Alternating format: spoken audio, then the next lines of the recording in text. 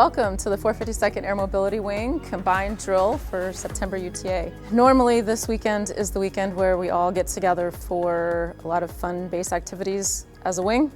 We have a September 11th Memorial Run, 5K, and then our community picnic where we get to celebrate our service and the community leaders and have a lot of fun and camaraderie.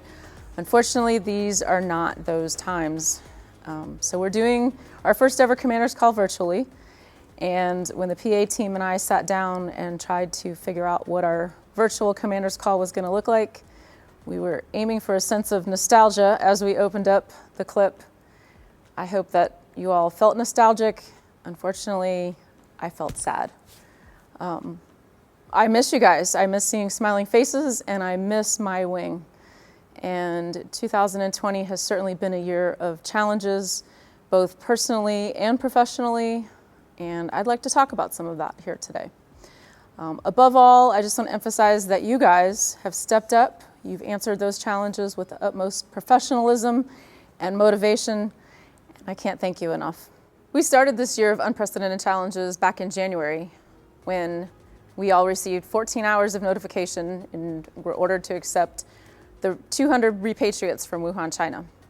Back then, we didn't even know what COVID-19 was. It was called the novel coronavirus. No one really understood what it was at that point. And despite the fact that it wasn't a Department of Defense-led mission, it was actually a Department of Health and Human Services-led mission, my team, the March team, stepped up, working with public health and the emergency management office. With our partners downtown, we were able to accept the repatriates, keep them here for their 2-week required quarantine, and then successfully see them off to be reintegrated into their communities across the United States. Shortly thereafter, in March, unfortunately, COVID-19 became a global pandemic, and we all became intimately familiar with its effects across the United States. So with that, we were faced with the challenge of how we were going to stand down our wing and make sure that we could telecommute and maintain our mission above all else safely and effectively. And once again, you guys rose to the challenge and we were able to do that. So big thanks to folks like the Comm Squadron, who in conjunction with A6 provided us support to be able to work from home and to be able to still perform our mission. The mission didn't stop. Unfortunately, when things got really bad on the East Coast, the nation called. And we actually had 10 folks from our medical group deploy to the East Coast. They all deployed into New York City area hospitals. Very, very proud of them. Not only did they do their mission as pharmacy technicians and healthcare providers, but they went that extra mile and they dug in and improved processes in the hospitals that they were working in.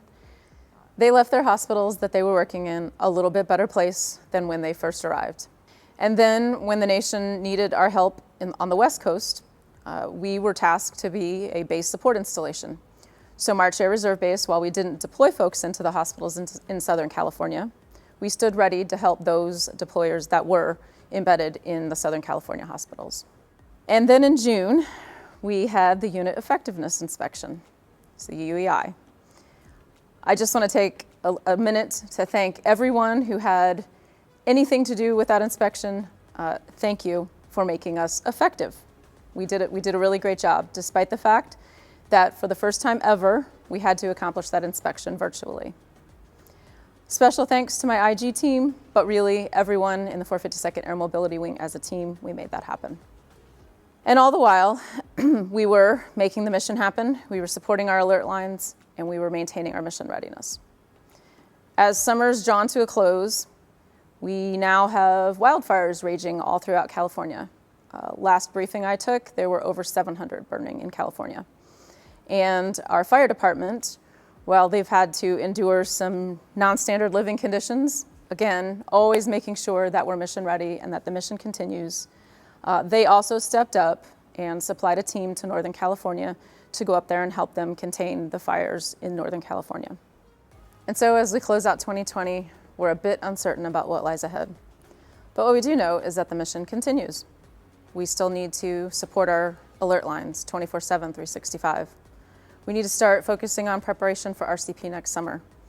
And we also need to focus on the fact that we have another nuclear inspection coming up in a few years. Thank you all for dialing in to the virtual commander's call this morning. I don't know when we'll be able to meet again in person, but if there's nothing else that you take away from this, what I would like for you to know is that your leadership is doing everything we can to ensure that you have a safe environment to execute the mission. As the base commander, you are my number one priority. We can't do the mission without you. Our challenges have made us stronger this year, and our communication now is more important than it's ever been. As we move forward and look forward to 2021, let's make sure we're practicing our resiliency skills. Let's make sure we're taking care of our fellow airmen, making sure we're taking care of our families, and also making sure we're taking care of ourselves. This morning, it is my pleasure to be able to recognize some of the folks across the wing who have given a lot to the wing to make sure that we are doing our mission safely and effectively. And in this forum, we're going to be able to recognize some of those folks. In the meantime, we will all stay strong, Team March. Thank you for your service. Thank you for being willing to do what you do. Thank you for putting on your uniform with me every single day. And now, a few words from Colonel Martin. Thank you, General Coburn. Over the past year, it has been my privilege to serve as your Vice Wing Commander. And in that year, I've witnessed some remarkable things. Many of you balancing military and civilian responsibilities, all of us adapting to this new virtual environment and the communication obstacles that it brings against the backdrop of an invisible and mass threat. And all of us developing and innovating solutions so that we can continue to operate and maintain our mission readiness. These are no small successes. And while excellence is baked into our DNA as airmen and reside within our core values, it is only because of your sacrifice and commitment that we can continue to be successful. Moving forward, we can expect our operation tempo to accelerate, and our mission will continue. Over the next several months, we'll see the closeout of a fiscal year, multiple exercises in which the wing will participate, and the perpetuation of our mission taskings. So in order for us to continue to be successful, I will ask for your commitment and dedication. And I want to say thank you. Thank you for your positive attitude. Thank you for your innate flexibility. And thank you to your commitment to our base, our wing, and our people. Over to you, Chief. Thank you, Colonel Martin. Hello, team, and welcome to the September UTA weekend. You know, it's hard for me to believe that it's been a little bit over 6 months that we've been at this posture, this teleworking, this virtual, this new normal. As a matter of fact, if we look back to late January, when we first received our repatriates from Wuhan, it's almost the entire year for us. You know, this weekend, we would typically get together Saturday morning for our 5K September 11 Remembrance Run, honoring the nearly 3,000 Americans that lost their lives that day. That same afternoon, we'd get together with our family, with our friends and our coworkers for our annual picnic. You know, this year would have marked our 48th annual picnic.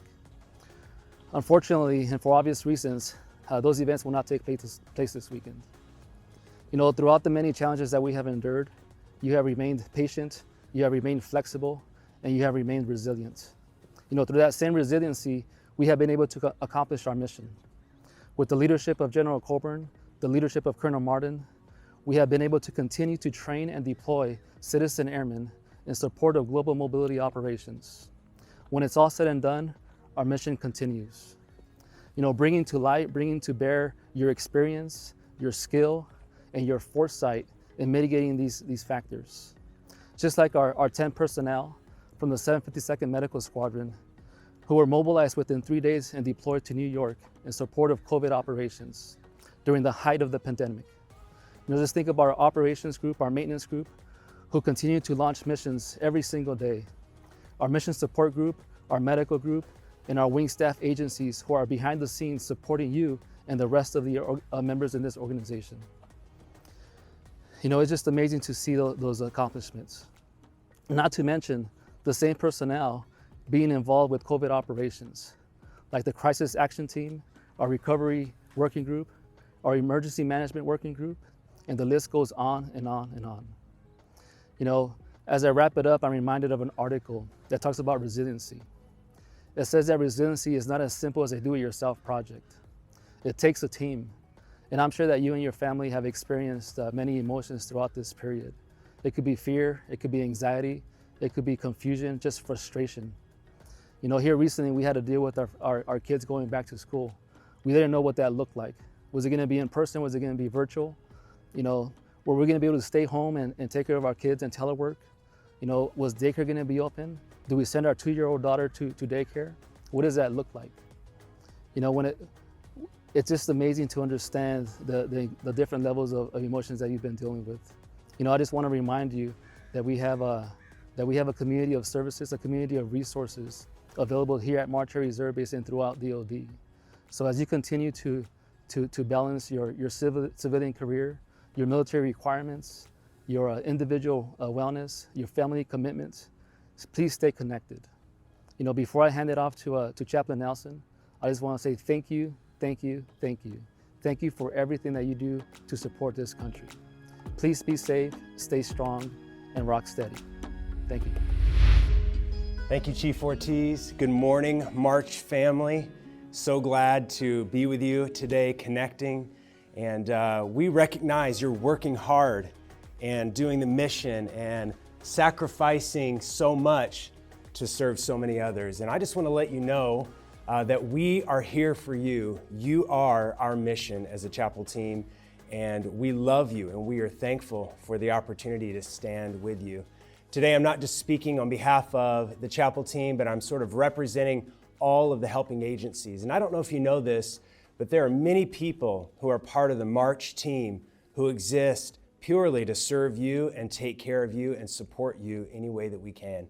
And I just want to take a minute to say we are in unprecedented times as a nation, as a community, and honestly, even as the Air Force.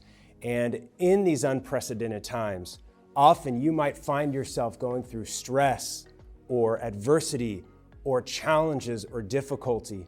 And you might have a moment where you're saying, I don't know who to turn to or what to do. And I just want to say that if you can relate to that, come talk to me. Let's talk. We're here for you. But not only myself, I want to represent all of our helping agencies today. Sexual assault and prevention is here to help you. Chapel team is here to help you. Psychological health, here to help you. Equal opportunity, they are here to help you as well, and many more. Also, I want to mention the Airmen and Family Readiness Center, who has many programs to support you. And there are others, still more. But if you are just thinking, man, I'm having challenges, I'm having difficulty, and I need to talk to someone, come talk to us. Let's talk, and we can help point you in the right direction. And there are people, no matter what you're facing, no matter the challenges, the needs, and the difficulties, we can help get you going in the right direction and find the resources that are available to support you and to help you. Not only you, but your loved ones, your family are welcome to make use of those resources as well. So again, before I pass it off to General Coburn, I just want to say that we are here for you. We are committed to you. We love you. Let's talk. Don't wait till the situation is at the worst possible place that it could be. But even if you're feeling a little bit of stress, if you have some questions or you're just not feeling yourself, come make time and talk. It's 100% confidential, and we have a way that we can help you. And if we can't help you, we'll get you to the right people who can help you. We thank you for who you are. We look forward to seeing you soon. Thank you for those words, Chaplain Nelson. And now, Chief, let's get to the fun stuff. Let's give some outstanding 452nd Air Mobility Wing members some awards. Let's do it.